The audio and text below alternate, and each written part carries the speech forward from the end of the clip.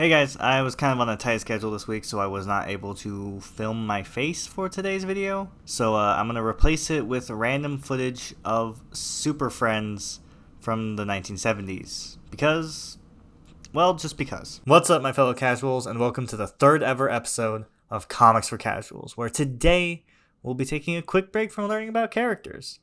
Even though we technically just started, I guess.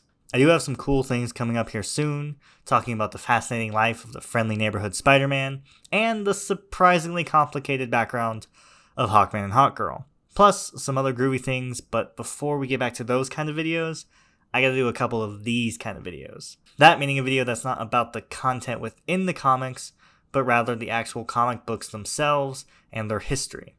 Now, what exactly do I mean by that? Today we'll be covering some of the basic history of comics and comic reading that will help you understand them better. Now, that might not sound very interesting, but believe me when I say it'll be really helpful for you in the future. I personally think there's a lot of interesting aspects of comics that have nothing to do with the characters or the stories within them, like the history of comics and how comics evolved into what they are today. The best way to cover this, in my opinion, is to talk about and go through the different eras of comics and how they changed and formed the industry as a whole. Something a lot of people don't know is that comics throughout history are broken up into different eras that are all defined by different characteristics. There's the Golden Age, the Silver Age, the Bronze Age, and the Modern Age, which is still going on today. You've probably heard of Superman, right?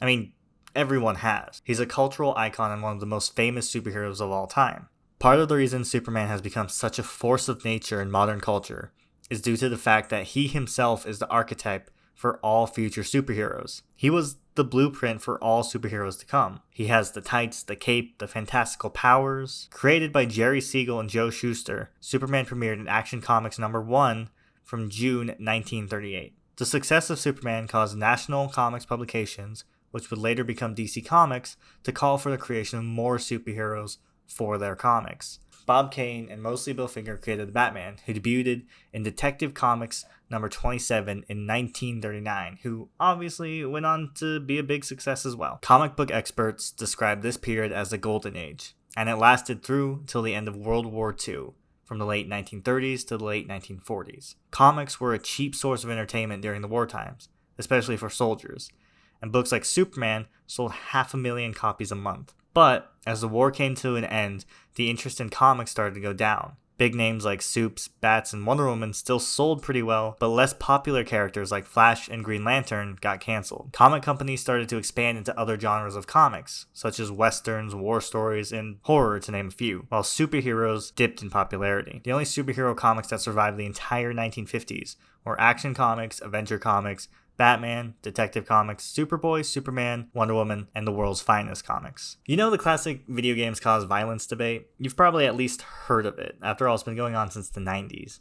Well, something very similar happened with comics in the mid-1950s, with the Comics Code Authority. Per usual, parents didn't want to take responsibility for their children being little jerks and decided to blame comics. One of the most vocal and annoying of the bunch was Frederick Wertham. I don't know if that's right. Oh well. Who wrote a book called Seduction of the Innocent. Seriously, that's what it was called. And thus, the Comics Code Authority was created to keep comics family friendly and protect the youth. This marked the start of the new age of comics, later dubbed the Silver Age of Comics. The Silver Age entered full swing with the release of DC Comics Showcase #4 from October 1956, which introduced a new updated version of The Flash. This version of The Flash is the one that's probably most popular today.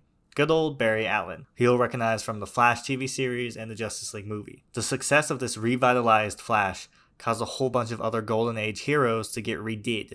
Green Lantern is another example of one where the Silver Age became the main version rather than the Golden Age. This new blood also led to the creation of the Justice League of America. You know what also got started in the Silver Age? The big M themselves, Marvel Comics. With DC starting a revitalization of comics, Marvel swooped in and made a name for themselves in the genre. The thing that separated their characters from the rest of the superheroes is that their characters were flawed and self-doubting. They felt more human because of their very human faults. Stan Lee, along with artists Jack Kirby and Steve Ditko, worked on the characters that would eventually make up the Marvel roster. The very first being the Fantastic Four, lovingly referred to as Marvel's first family. Fans connected with them, and other characters such as Spider-Man, the X-Men, and Hulk because of their fears, failings, and inner demons. They could relate to these characters in a very real way. This would change how comics were written for the better. The Silver Age lasted from 1956 to 1970.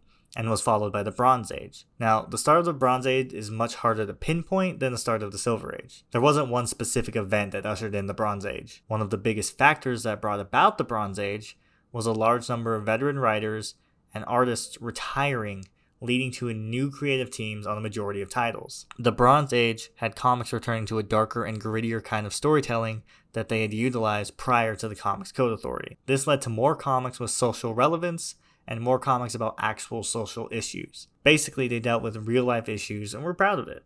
A famous example would be the Demon in a Bottle storyline where Tony Stark, Iron Man, deals with his alcoholism. Things like racism and prejudice were also dealt with in books like X-Men, who were quite literally an allegory for real-life minorities. The Bronze Age also saw a spike in non-white minority characters achieving popularity. The Bronze Age ended around 1986 with the introduction of the Modern Age of comics, which is still going on today. The Modern Age is defined by comics becoming more serious and mature than ever, and big changes within the actual industry itself. Books like Frank Miller's The Dark Knight Returns and Alan Moore's Watchmen are staples that define what modern comics could be. This time period also saw the rise of independent comic book companies such as Image Comics. It introduced the trade paperback format of releasing comics, which collected individual issues into one easy-to-read package. There was also a rise in anti-hero characters, such as Wolverine and the Punisher. Writers and artists in comics were also getting more mainstream success than ever before. To sum it up, the Modern Age took the things from the Bronze Age that worked and refined them and expanded upon them. It refigured the comics industry to make it more mainstream and accessible, and basically created the comics industry that is so prevalent these days. Okay, so that was a lot to cover, but it's good information to have if you're into comics. Understanding the history of the industry will help you appreciate it more. At least, I hope that's the case. Anyway, thanks for tuning into Comics for Casual. I'm probably going to do another video like this to cover some stuff I originally planned to cover here, but it just got too long for one video.